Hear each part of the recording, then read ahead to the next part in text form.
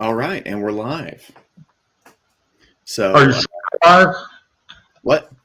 Are you sure we're live? Well, I believe so. It says Yeah. It says we've been live for 16, 17, 18 seconds now. that's incredible. Well, uh, we're Red Shirt Rejects, talking about Star Trek. I'm one of your co-hosts, Kyle Nelson. And I'm your other co-host, Trevor Law. And today we're stepping away from sort of discussing all the new Star Trek stuff and talking about things that have yet to come out. Was it Star Trek Day or First Contact Day? It was First Contact Day. Yeah. Here recently when all of these new trailers dropped. So for those who don't know, with Paramount / CBS, once they took over the franchise and started really pushing with this new sort of Kurtzman era of Trek, they've really focused on two big PR days. One of them being First Contact Day, and the other one being Star Trek Day. And they're both sort of situated a good 6 months apart from each other, so it's a good way to slowly drop news. And so with this one, we got a good bit of news discussing sort of the wrap-up of Discovery, but primarily talking about Lower Decks, Picard Season 3, and Strange New Worlds coming out. We also had some news about more teasing about Michelle Yeoh's Section 31 series, but that has more to do with the fact that she's currently doing press for Everything Everywhere All at Once. Yeah, the blatant ripoff of Jet Li's masterpiece, The One. Right, yeah. An absolute treasure of a film.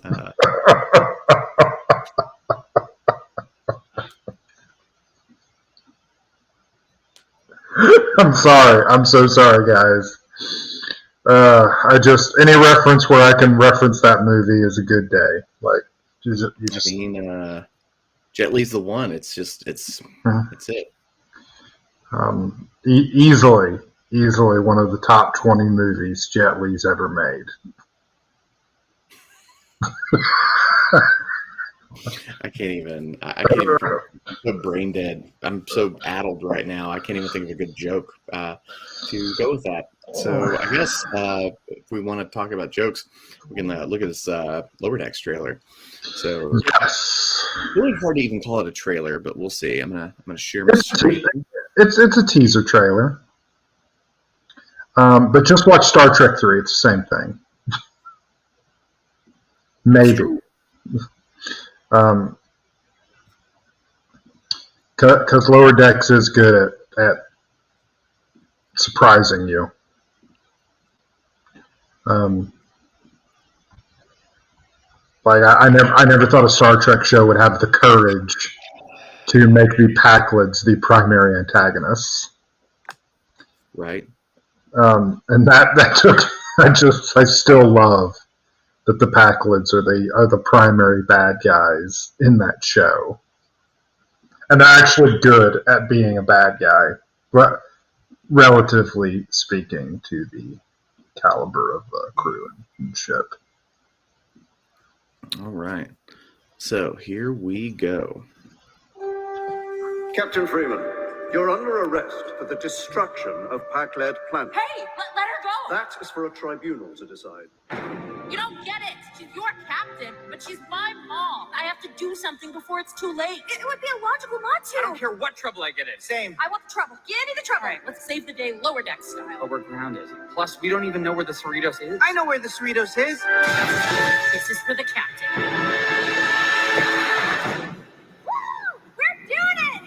Are you stealing the Cerritos? Whoa, these graphics are mind-blowing! So yeah, it looks like they're going full Star Trek 3 with the next season, which it's season 3, so it makes sense. Right. Hi, I'm John Valet. All right, let me stop that.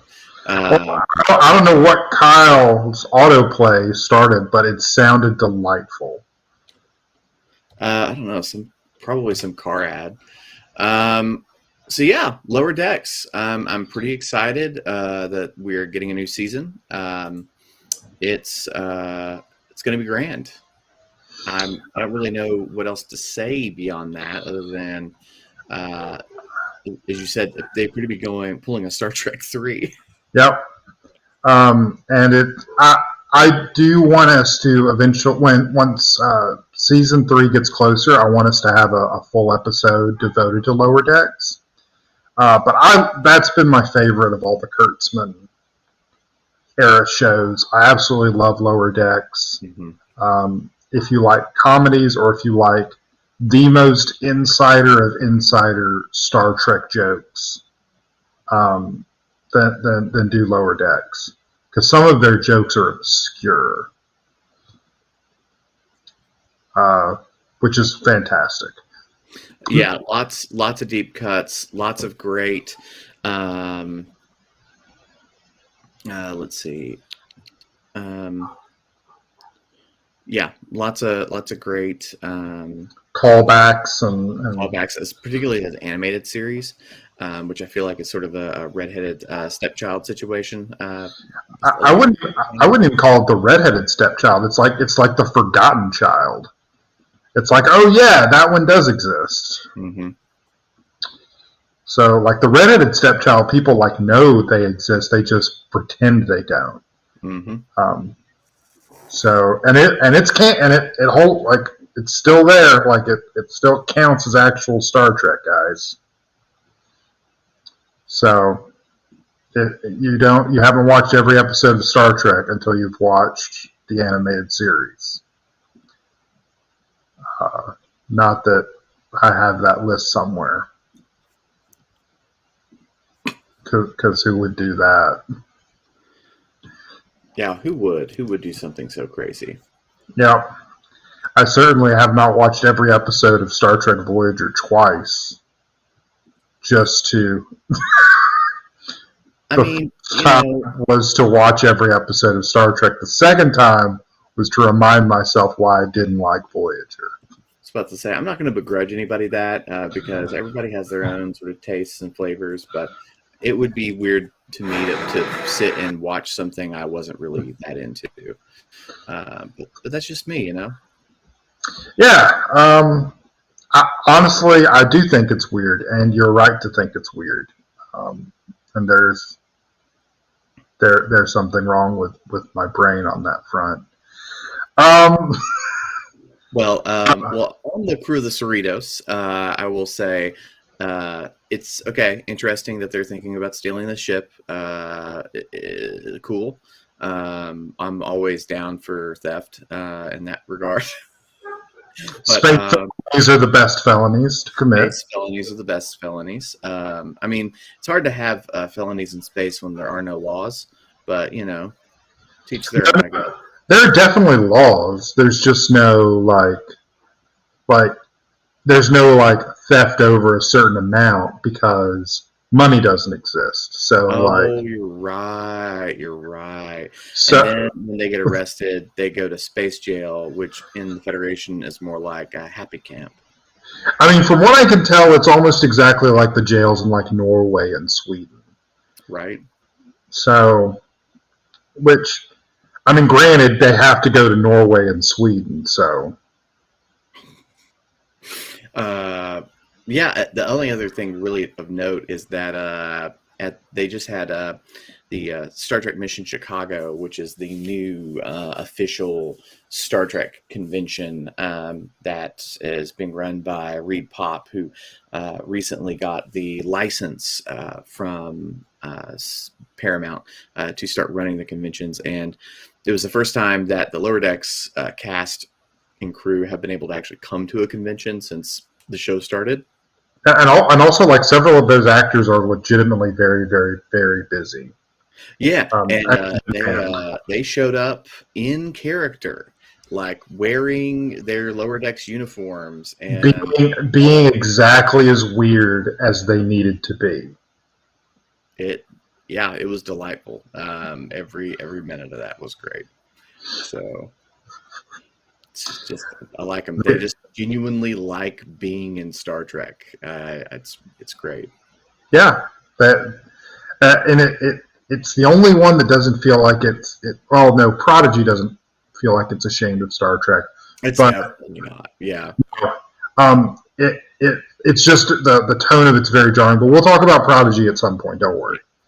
But Lower Decks is like, we are Star Trek and we love it. Here, you should love it too. Love it. Embrace it. Don't hide from it. Yeah, it has absolutely figured out the tone for what it's wanting to do. Now, There was and now we've got Strange New Worlds news. well, let's hit up Picard first because I think we're going to Okay. get into Strange New Worlds for a pretty lengthy period of time. Yeah. So let's hit up this Picard trailer.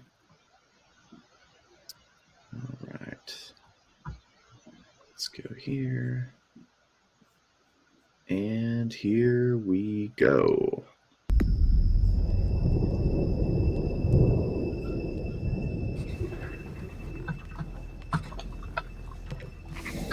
I am not a man who leaves a legacy. I think back on these days on the Enterprise, all the danger we rushed into. Those were the days.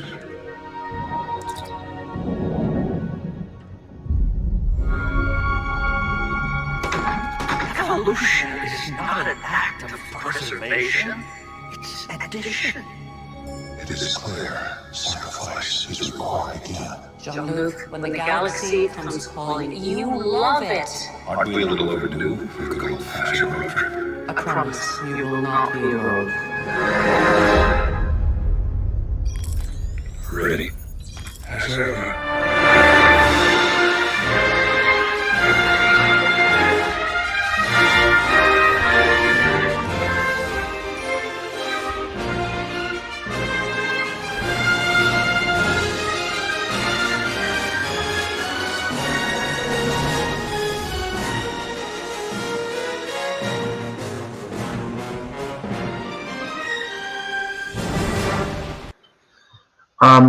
And is season 3 the last season of Picard, or okay, Season 3 will be the last season. not super surprising considering Patrick Stewart's Happy age. First Contact Day, everyone. Oh, yeah, for sure. So Star Trek just dropped a little bit of Random nonsense. Um, Yeah, so they're, of course, toward the end of season 2 now, and they're doing season 3. They, at least the initial plan is that they were going to be filming seasons 2 and 3 back to back, but because of COVID, that sort of screwed up their plans a little bit. But yeah, I have very mixed feelings about it. I have enjoyed Picard, but Picard has not been the send off that I've really wanted, or that I felt that the Next Gen crew and Picard in particular have deserved. So yeah, I have I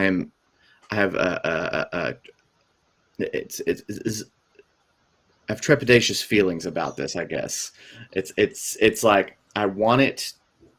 Like obviously Nemesis, as we've talked about when we did our reviews of the movies, Nemesis is in all respects not a very good movie, and in particular not a very good ending to these people's journeys. So if we're going to keep going back to that well, I want this last one to be good, because it will likely be the last time we'll see any of these characters. We might see Worf again. Doubt it. Riker and Troy, though, have been popping up on Lower Decks, but that's not really the same. I like Lower Decks, but it's still not the same. Well, they also those are essentially cameos. Mhm. They're minor guest spots on those Well, shows. Riker was on 2 episodes in total across 2 seasons. He was on 2 episodes, and for both, like, not for very long. Like, probably a total of, like, maybe 10 minutes, maybe, and that's stretching it.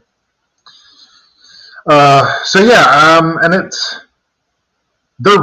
they've been very bad about sending off TNG's crew. just consistently. The one time they did it right was actually the finale of the finale of the original series of the Next Generation, which it is hilarious because I believe that episode was written over like the course of a week. Yeah, I'm not sure the timeline exactly, but it was very fast because they were so focused on doing Star Trek Generations that they essentially forgot that they had to write the finale of the series, and so they rushed through that and wrote it in a very, very quick amount of time. Yeah. You know, maybe that's what they should do for season 3 of Picard. Kidnap the people that wrote All Good Things and put them in a room and say, you have 1 week to write a whole season. Well, that would be Braga and Moore. Yeah. And I'm okay with that, and they should be okay with that. And, I thought about this, and we can get more in this when we talk about our thoughts on Picard season 2. But I am curious, just from a production standpoint, if they ever approached Braga or Moore about doing Picard 2 and 3. I would be surprised if they approached Moore, since he's so in demand and usually pretty busy, if memory serves, right? Yeah, but also that would, if anything, that would sell it to me more that's why they would reach out. That's true. But I don't understand why Braga's not involved. He doesn't seem to be doing anything. Is he retired? Is he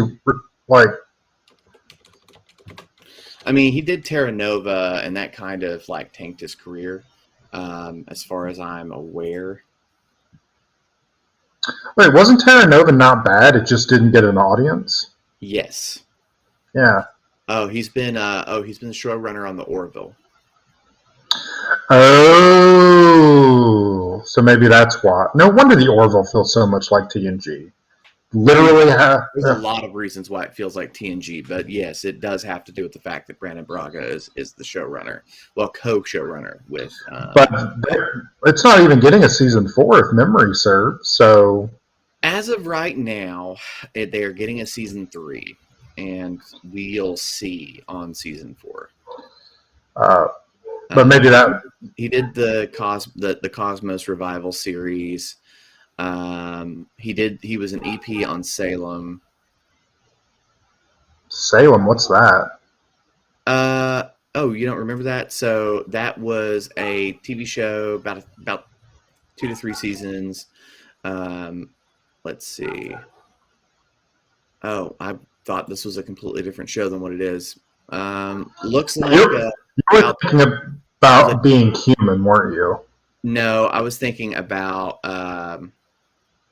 Sleepy Hollow. Oh! No, this is a WGN America series on looks like the Salem Witches. Oh, okay. So that lasted a good time. And then, yeah, he did Terra Nova prior to that. So, yeah, actually, he's been fairly busy. Okay. I just didn't realize that. Yeah. But it would be nice to get those people together. Yeah. I mean, I'm excited about them coming back and having the opportunity to do that. And I do think Terry Matalas, I have liked what he has contributed, the showrunner for season 2, and him being of the old school and also being a huge TNG fan. And appreciates the material and the characters enough to probably make a good crack at season 3. And to the credit of just the current batch of people running Picard season 2, it is significantly better than season 1. Yeah, it's actually I think more than watchable most of the time. We will see, but so far I've been it's not been like the cerebral think piece that I've wanted, but it's You know what? Let's get our popcorn out. Let's like chill out and let's just let it seep in. It still doesn't feel like TNG in any way. Nope. And it does feel a bit more like the movies to its detriment. Yeah, it feels like the movies, but not in a good way. But we'll talk about that when we go over Picard next episode, because that's, spoiler alert, what we're going to talk about. We're going to be diving into that. The series should be almost finished by that point. I think the last episode's next week. Let me look. I don't think it is. I think it's in 2 weeks.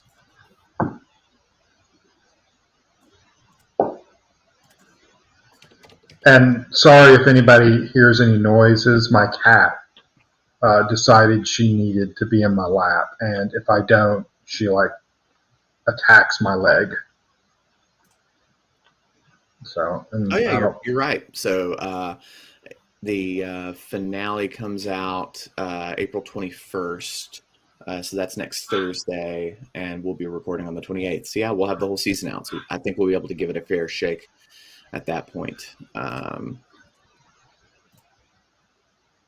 Unless there's more than 8 episodes. No, I think there's only 8. No, there are. There's more. There's more than that. Oh, really? Yeah, I'm looking it up. Hold on, I'm looking it up right now just to make sure I'm not like bleeding out up the side of my brain. It's fair. Okay, yeah. So there are going to be 10 episodes. I thought there was only 8. On the 28th, we will be at the next to the last episode. So the finale comes out on May 5th. Well, we can do Lower Decks or something else. But we'll just say, don't worry about it. We'll figure that out later. Yeah. But anyways, yeah. So let's talk about Strange New Worlds. And the huge amount of information they have dropped on that. Like, so much. We literally would end up using all of our runtime to watch all of the info. Yeah, which I don't particularly want to go back through all of the character trailers, although I do really like them. They basically, for those who didn't realize, they have dropped a trailer for each of the characters that's going to be featured in the show. In addition, in the lead up to the release of the actual trailer for the series, which is a really cool concept. Like I thought they were just going to do that for the big 3, and no, they seem to do it for anybody who's going to have any screen time in it. And I'm excited because, I mean, I still have a lot of trepidation about anything related to this era of Star Trek, especially if it's in its first season. But this feels like the most ensemble of even more so than a show like Lower Decks. Yep. Which is very exciting and does give me some hope for this. All right, let's show off this trailer here.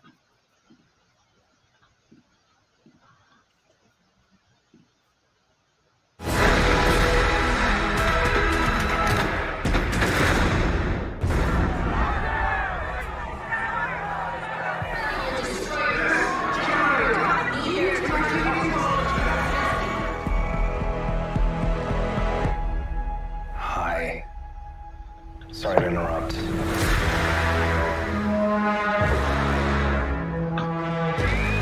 This is your captain? Our mission. To chart the stars. Push the boundaries of what is known. And what is possible. I'm standing on the surface of a comet. I love this job. These people, this crew, I believe we can do anything. You want to seek out new life. Go where the aliens are. Your presence is blasphemy. Let's talk about this. Find some coffee. I think that went well.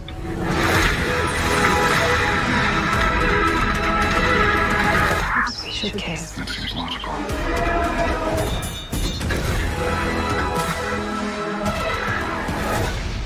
Maybe don't touch anything else. Just a suggestion. Future tracks of the balance. No one can in the future. One can only follow one's instincts. We're the best to start with. Our ability to work together, that's our greatest strength. Let's show them what you got.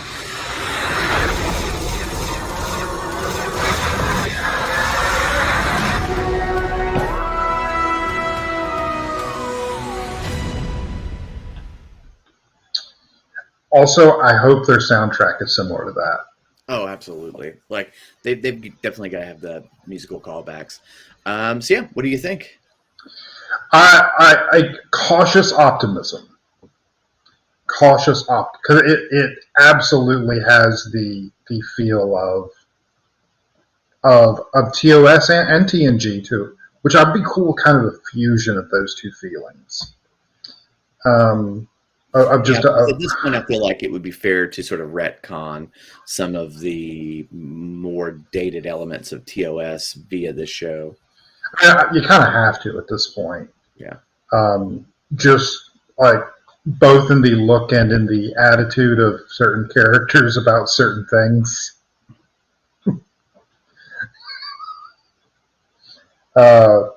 Also, a distractingly good-looking cast. Just every single one of them. Just Single one. And I'm like obviously, like in any kind of Hollywood show, like everybody's good looking, but I'm like, what? Why is everyone this good looking? Is everyone in the future hot? Is that a thing in the future? Was that a side effect of the eugenics wars? Right. Which that'll be interesting to see because one of the cast members, let me pull up her character name. So one of the characters' names is it's La'an Noonien Singh, who is related to Khan somehow. We're not privy to exactly how, like if she's a descendant or something, but we're gonna have someone with Khan blood on the ship. Which that's gone wrong. Right, never gone wrong before. So there's a lot of like really interesting components to the series that I think I really like the cast. I don't know if any of them are any good necessarily, but I really like the particular character setup that they have and the configuration that they have, and I think it gives them a lot. If they settle back into a less plot-driven Star Trek and more into the episodic, character-focused Star Trek that we love from classic Trek, I think they have a really good cast of characters to really lean into and explore. And going back to season 2 of Discovery, which was kind of the unofficial pilot of Strange New Worlds, the three characters they established who are going to be the heart of this show, I really liked, and I'm totally down for seeing an ensemble built around them, and I have a lot of faith in all three of those characters. And frankly, if you find an actor that can play a decent Spock, that alone gives me a lot of faith. Because that is not an easy thing to do. Yeah, they're all. Yeah, I was very impressed with.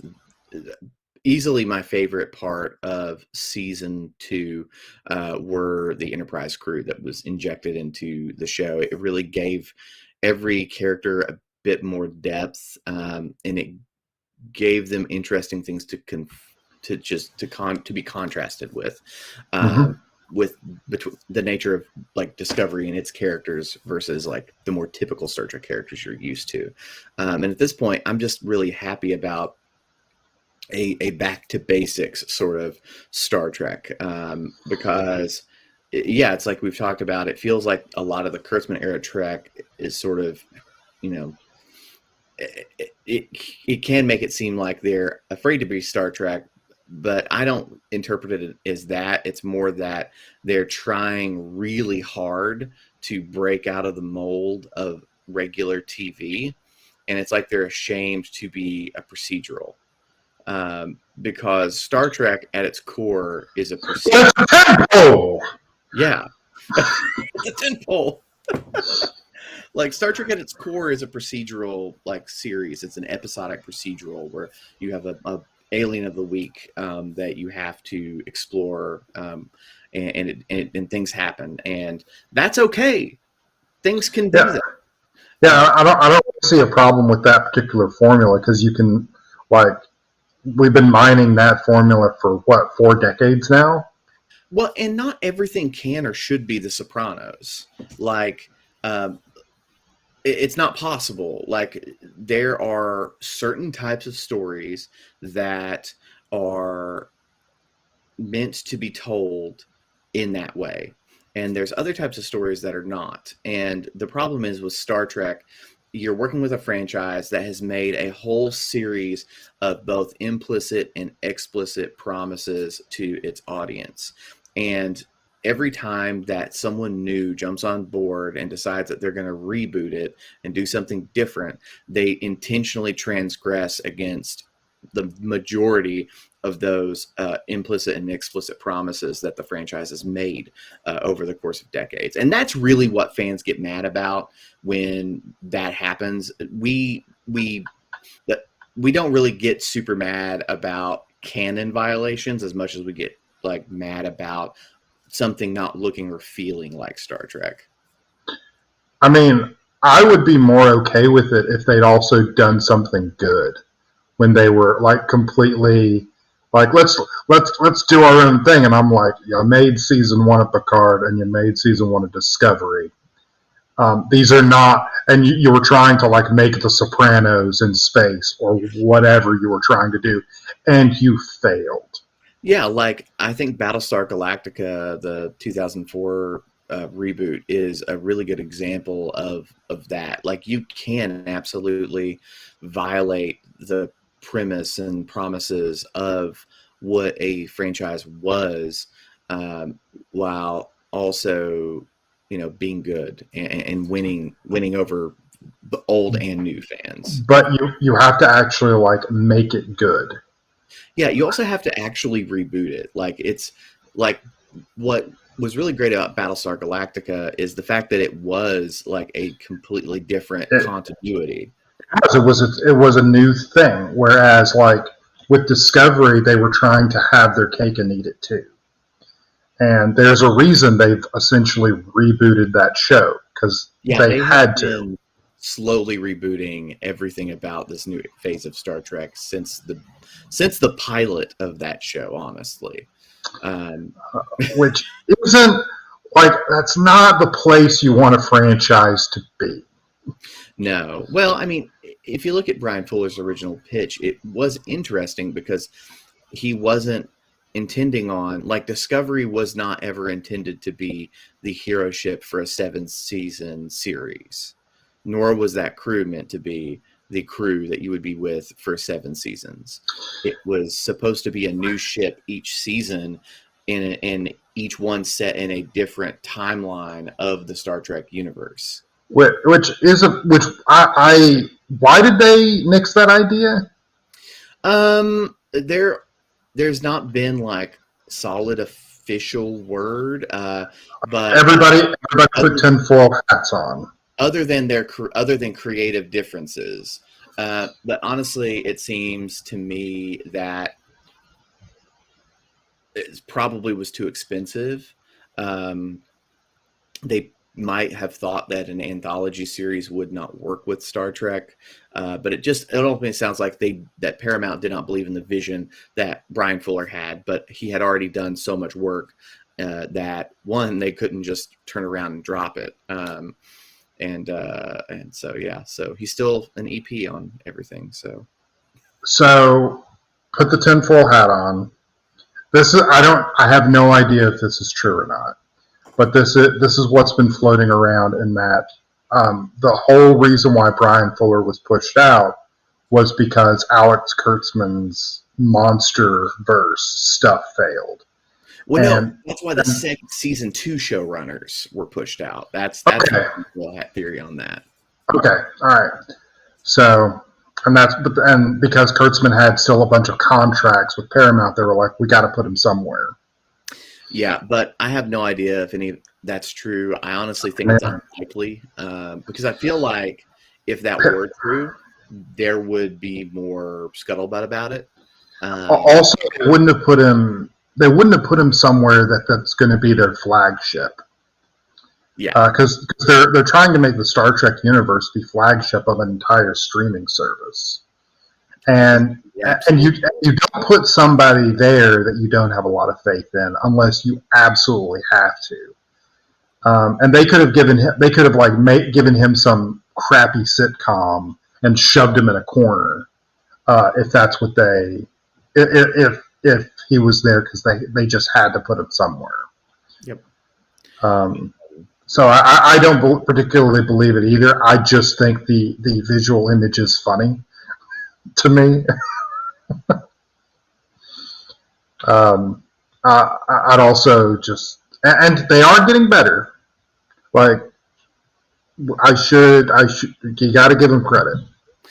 Yeah, every season of every one of these shows has gotten better as they have leaned more into, essentially as they've listened to fans and leaned more into what Star Trek has been about.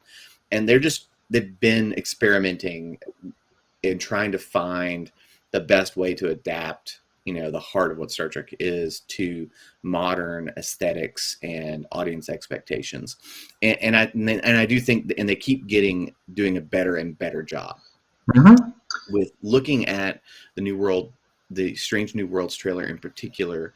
It really strikes me that I feel like they finally, like, I get really nerdy about production design and stuff like this, and that's been the thing that's probably pissed me off the most about Star Trek, has been how much of it is like just does not really look and feel like Star Trek has historically felt. Although the production design of all of these things has been next level, when I look at Discovery, it doesn't, to my eyes, look like a ship from the era that we are familiar with. It doesn't really look like a ship like that should.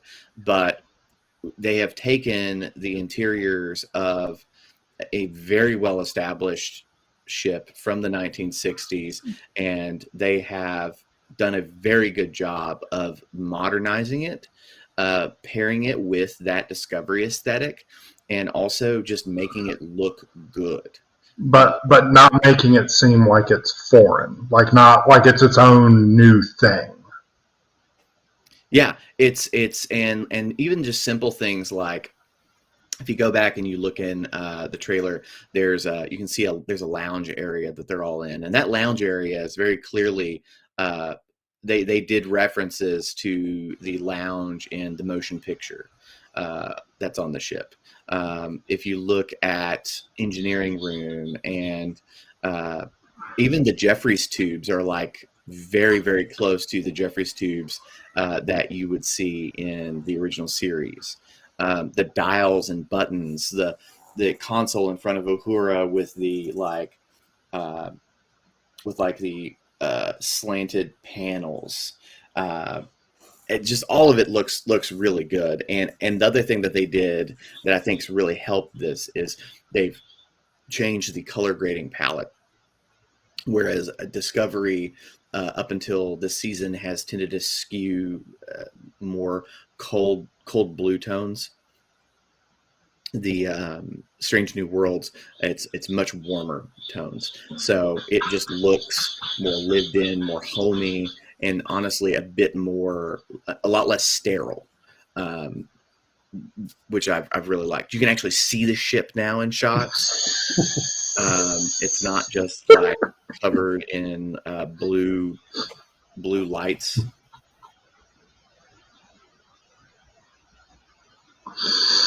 Oh man. Yeah, I think Is there any other news? That's it. There's. I don't really think of any. Let me check. I'll check Trek Core real quick. So I do know some scuttlebutt from the conventions is that Mission Chicago was fine. It was. I saw some people sent me some pictures of what the convention floor looked like, and it was like gigantic convention floor, very few vendors, and even less people. It looked like they filled up a room twice the size of the convention center in the Rio, filled it with half the booths, and then a quarter of the people. I don't know how much of that is due to COVID, how much of that was due to it being in Chicago, it being in April, so close to Easter. I don't know what all the factors are, but it definitely did not have the same level of turnout that you would expect from like Star Trek Las Vegas. Yeah, I honestly wouldn't be surprised if it's mostly due to COVID. Well, and also it's like, so I feel like with Star Trek Las Vegas, you have it's a cost proposition. So it's a lot more expensive for people to get there if you're not from the West Coast. And just getting the room is expensive. The passes aren't that expensive, honestly, but the room's fairly expensive. You got to pay for a plane ticket if you don't live around there. So it's expensive, but at the same time, when you dump all your money into that, you're in Las Vegas. Yeah. You're staying in a resort. So it's not, so it's expensive, but it's also it is. It's a city literally built for tourists. Right. But with, say, Chicago, if you don't live in, the Midwest, it's not as enticing. If you were, say, somebody who lives in SoCal, like, are you gonna fly to Chicago for a 3-day convention? I don't really want to be a tourist in Chicago in April. Yeah, like, I mean, we live like driving distance, and I still didn't go. Yeah. Now, primarily the reason I didn't do that is because I have a work convention that happened the week after. So, but even then, it was still like do I want to go? Like, it's on my list of conventions I want to go to, but it's not at the top. Absolutely. The next one is going to be in Seattle. They did announce that in 2023. So it's not going to be in Chicago every year? They're going to move around? No. So with what they've said with the mission conventions is that they want to spread those out around the country so that they can try to get as many people as they can to get to them. Seattle's an interesting pick. There are, of course, a lot of fans out that way, so that'll be really great for them. I would love it if there was one in the Southeast, like someplace like New Orleans or Miami would be good. Or Nashville. Nashville's got a very nice convention center. Yeah, I was on a tour this last week, and they were talking about it can house a lot of people. I mean, there is a reason that the Republican National Convention is looking at Nashville. Like it legitimately has the space for a really big convention. Just throwing that out there for all the convention organizers who undoubtedly have to catch every episode of Red Shirt Rejects. It's true. We know you're there watching us. Yep. Mining our ideas, using the fruits of our labors. The only other big ones is that let's see, the director's edition for the motion picture has been remastered in 4K and is now available on Paramount Plus. Let's see.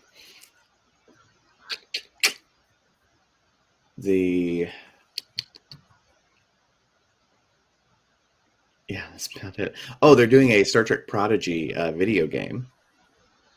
Okay. So, All right, that could be good, or at Yeah. least, yeah. it's got That to would be act. for the children. Yeah. Well, I mean, I was actually just thinking about it. That actually would not be a bad idea for a platform. Yeah, a platformer. Yeah, 3D platformer. There'd be a lot of options for that. Do you know what it's coming out for? Look, this is coming from TrekCore. It looks like basically everything: PC, Xbox, PS4, Switch. Okay, well, that could be anything then. The developer is Tessera Studios. No idea who that is. They have done. Oh, they did the Root game. Don't know what that is. It's a pretty good one. So they did Root. They did Intruders. I've not heard of that. So Prodigy, it looks like it'll be their third game. One of the staff writers for Prodigy is writing for the game. Okay. The publisher is Outright Games. That name sounds very familiar. They do a lot of kid games. Movie tie-ins. So if you've, for those who have children, the Paw Patrol games are released by Outright Games. So this does lead me to believe this will probably be some sort of like kid-friendly platformer, 3D platformer game, which honestly is perfect for the demographic that they're aiming for with Prodigy. And I hope it does well with that demo. I hope so too, because like the more fans, the better. And I really like Prodigy, so I need to give it another chance to play. Speaking of which, how did they like the Spyro games? Did they get bored with it, or did they actually like stick with it for any Spyro's measurable? a little advanced for them. They do really enjoy it, but they tend to stick to the first couple of worlds, like the first couple, like, because you know how like with Spyro you have like your main world and then you've got several portals that jump off of that. Yes. And there's sort of tiers of difficulty. Those first two tiers they stick with pretty well, but outside of that it's a little complicated. That's fair. So, and that is coming out in 2023. Okay. So that means they probably been working on this for a minute. It sounds like they started working on it at the same time, a little bit after they were done actually making the show, the first season of the show. Yeah, that would make sense. It's called Star Trek Prodigy Supernova, which would be interesting considering that the ship itself is powered by a star. So, spoilers.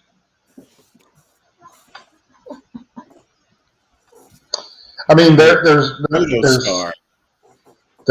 ship's powered by black holes in the Star Trek universe, so why not? Mm-hmm. All right. Well, if that's it. That's it. That's all we got. Tune in next week when we will be discussing not Picard.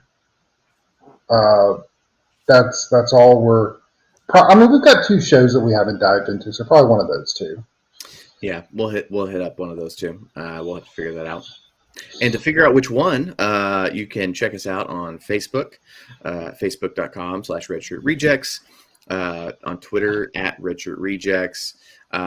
You can also just sort of, yell into the ether, and I'm sure we'll hear you. Yeah, me personally, if you are on our Discord and you want us to talk about something, like, hit us up on the Red Shirt Rejects Discord. I will 100% read it if you put it there. So you can find our Discord on our social media pages, but it is underneath the Nerd Union Discord server. And we've got the Red Shirt Rejects tab underneath that. So, and I guess that's it. We will see you. Are we recording next week or in 2 weeks? 2 weeks. You'll see us in 2 weeks. 2 weeks. I will see you people in 2 weeks.